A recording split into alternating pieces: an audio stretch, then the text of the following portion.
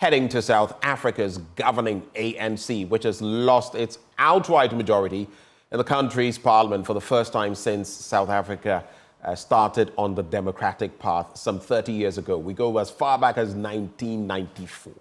But what does this mean for the country's political future?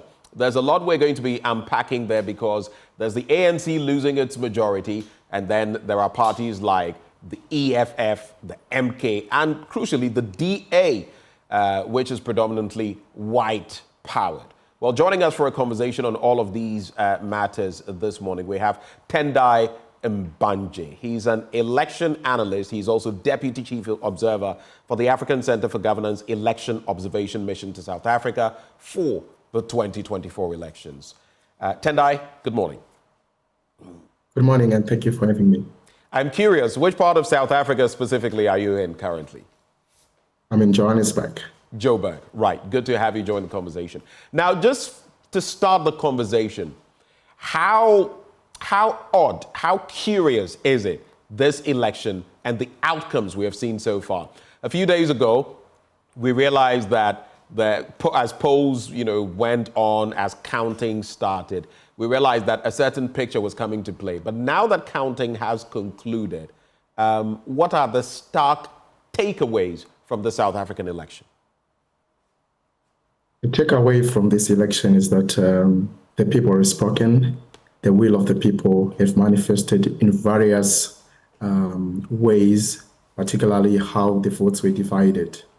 You see that the election was one of the highly contested since the country's democracy 30-year mark. You realize that this is also an election where independent candidates contested for the first time. Several political parties contested for the first time. It was quite a very interesting election. So the key takeaway is that the votes have been divided across the divide, leading to the ruling African National Congress losing its majority by 14% down. So what we see in this particular election is that there is no outright winner, which leads to a coalition, the possibility of a coalition government. So for the first time in 3 decades, we're looking at the formation of a coalition government. But for the ANC, how did the party get here? It's been getting huge percentages in elections, always having the majority. And now it is going to have to depend on other parties to form some sort of coalition. What does it mean for the ANC? It means that the ANC has lost the trust that the people had in it for the past 3 decades. Poverty has been exacerbated by the impact of the COVID-19, which the ANC failed to articulate to the population, and how it could have addressed such an impact.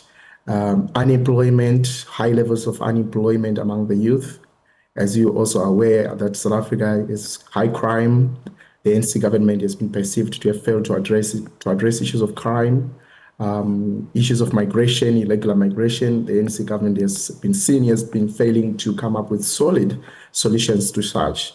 And most importantly, gender-based violence, for example, you may realize that South Africa has high record of such. So there are many issues at stake that the young people, that the citizens were not happy with. And hence it is manifested in such kind of a result where they have decided to express their choice to say, we are looking at the alternative unless you have to fix the issues on the ground.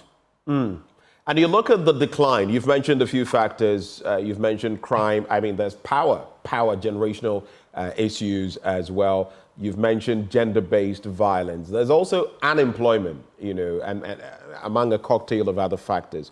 But does it account for the steep decline? The ANC has not, over the last maybe 10, 15 years, been as popular as it was before. But it's managed to, get itself through. Take 2019, for example, over 57% of the votes. And then now, the stark drop, almost 17% of votes, falling to 40.18%. Are there other issues where the people just tired of the ANC, for example? And is that what has got us here? Yeah, I think you're right to some extent. What you may realize is the kind of political leaders that we have in liberation movements. Over the time, they have degenerated. They've been perceived to be degenerating. They've been involved in corruption. They have failed to address issues of corruption. They've condoned corruption. They have siphoned state resources, state capture, among other things. So it also speaks to the kind of politicians that have been contesting that people no longer have trust in them. They have been seen to have lost integrity. So election is twofold. People are voting for what the party can do, the manifesto, what the party is capable of doing to the people, for the people, but also they look at the kind of politicians they breed and the caliber of politicians. I think it also speaks to the degeneration of such political actors, which has led to the ruling party to where it is, perhaps. That is what we are gathering. I see. And even before we delve into some others when it comes to the ANC, I'd like to find out the MK party, Jacob Zuma, in fact, quoting the national chairperson of the ANC, Gwede Mantashe, and I may have murdered the name, so do correct me if I have. Speaking to DW, she made mention of the fact that Zuma was mainly to blame for the party's heavy losses, as his departure from the party decimated the ANC. She says he took a big chunk of the AMC's votes. How is Zuma viewed now by the ANC fraternity or community and by ordinary South Africans? How is the ANC viewing Zuma and his MK party, and how are ordinary South Africans reacting to it? Are they happy with what has happened? So Zuma is viewed in twofold. Now I'm speaking in my head as an election analyst. Zuma is, yes, still he commands a huge following within the ANC. Even when the ANC started splitting in terms of the camps, the certain groups who follow who and so forth. So he's still a respected figure there. So he had his own issues, which led him to be jailed. And he had also his issues that he felt like the ANC had betrayed him to some extent. So you may realize that his relationship with the incumbent, he has been seen to have deteriorated. And then they are also people who are against Zuma's kind of politics. So he is twofold. There is a huge population within the ANC that still respects Zuma, and outside the ANC. So what happened is that he came at a time when the party was weak. It's at its weakest, when it's deeply divided. And he managed to take all those who are aggrieved, those who are not happy with the party, to follow him. Of course, you can see that how that is manifested in the voting. And also, there were so many South Africans who were politically homeless that he managed to house. So I've been where he came in the results center, you could see the euphoria. Hello, Tendai. Loved man, and that is one thing that the ruling party underplayed. They underplayed his influence in the party, and they've resulted in him splitting the votes in such a very impactful way. Right, and that's an interesting point you make. Jacob Zuma was underestimated, and he's cost the ANC in terms of their electoral fortunes. But in terms of a coalition, at least now that is the talk there, it's quite a maze that the ANC has to navigate. If they want to go the way of the DA, which has come up strongly, white majoritarian, some would say, wait, are you taking us back to the time of apartheid? What would this mean for the majority black community? Though there are other policies in there. If they want to lean towards MK and the EFF, they are more supportive of some of what has happened in Zimbabwe, claiming land from white people, farmers, and all of that, which some people say is not the way to go. But it's going to be tricky for the ANC. In terms of a coalition, how do you see things panning out now? So the ANC has to choose the lesser evil. They have to choose the people. So in terms from the analysis on the ground, from what I've been gathering and reading and also consulting with people, in terms of ideology, there's a dualism, there's a huge difference between the ideology of the ANC and of the Democratic Alliance, for example, which is the second biggest party and the biggest player in this particular election. So you may realize that the ANC is pro the East, it's friends with Russia, China, and so forth, Iran, and the other countries, whereas the Democratic Alliance is pro the West and United States. So you realize that in terms of policy, foreign policy, there will be some serious tensions or contradictions that needs to be harmonized. So, but in terms of the economy, it is perceived that if the ANC is to go with the DA, there are chances that the economy will escalate.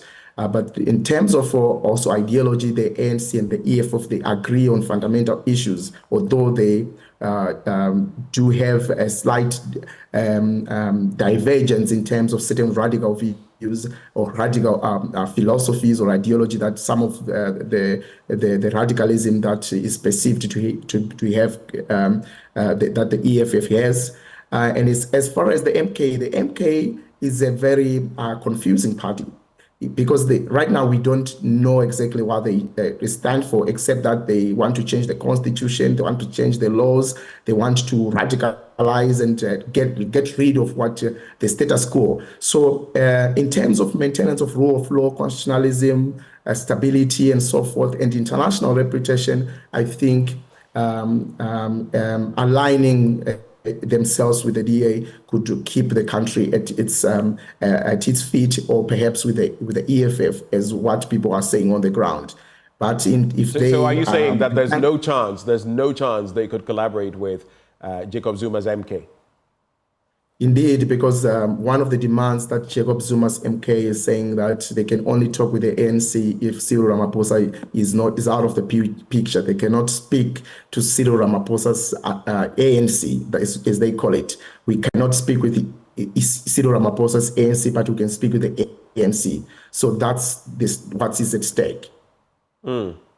What then is the future of the ANC? As we wind down on this conversation, what then is the future of the ANC? Cyril Ramaphosa himself, speaking after this, said the people had spoken. So the ANC accepts that there are issues. But how will they navigate this terrain? You've already spelled out some of what we can expect. But what do you see happening? How does the ANC become that juggernaut, political juggernaut in South Africa again? So there are two things that the ANC, one thing that the ANC has done well is to concede. When you lose as a part of integrity, you concede defeat. And we applaud President Cyril Ramaphosa and his team and his party for such political maturity, which speaks to the fundamental tenets of democracy. And we are so pleased to see that.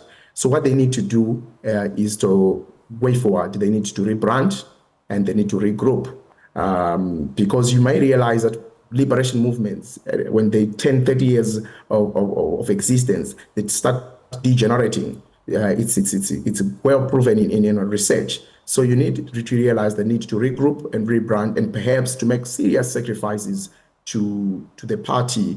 This means perhaps having to get rid of, or having to push aside certain elements that have been taking the party's integrity down. This means also taking decisions to part ways with certain figures, even though they are influential, but for the good of the people. Well, Tendai, grateful for your thoughts on these matters. Unless you have any final comments, we're going to wrap it up here. But maybe just your parting shots, since you're with the Africa Center for Governance Election Observation. What did you notice? Were the elections as free and fair as South Africans would have wanted it? That would be my final bit to you.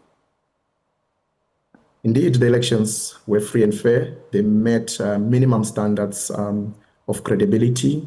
The elections were done in the confinements, in the framework of the law. The courts were heavily involved. fundamental rights were respected and freedoms. Our observer mission did not note any violation of rights and freedoms during these elections. We also noted there were no loss of life. It was quite highly contested and yet peaceful, although there were glitches in election administration, which we believe that could be resolved in future elections. But we congratulate the people of South Africa as well as the IEC for high professionalism in the conduct of the election. Tendai, we're immensely grateful that you took the time to join us this morning. Thanks for sharing your wealth of experience and knowledge with us on the AM show. We're grateful. Thank you so much. All right. And that is Tendai Mbanje. He's an election analyst and deputy chief observer for the African Center for Governance Election Observation mission to South Africa 2024. And that's from South Africa, if you've followed what has been happening. And if you have not, that is what is happening there. But you know, something on my mind, some of the issues based on which South Africans decided to do some, shift in their system when it comes to the ANC. I'm beginning to wonder about our own country. But anyway, those are conversations we'll have as our own elections approach. Do stay with us on the AM show. Still to come, we're going to be talking about the teacher licensure exam and that what is now becoming that infamous Dr. Cassiel Atto-Forson case. We'll be back.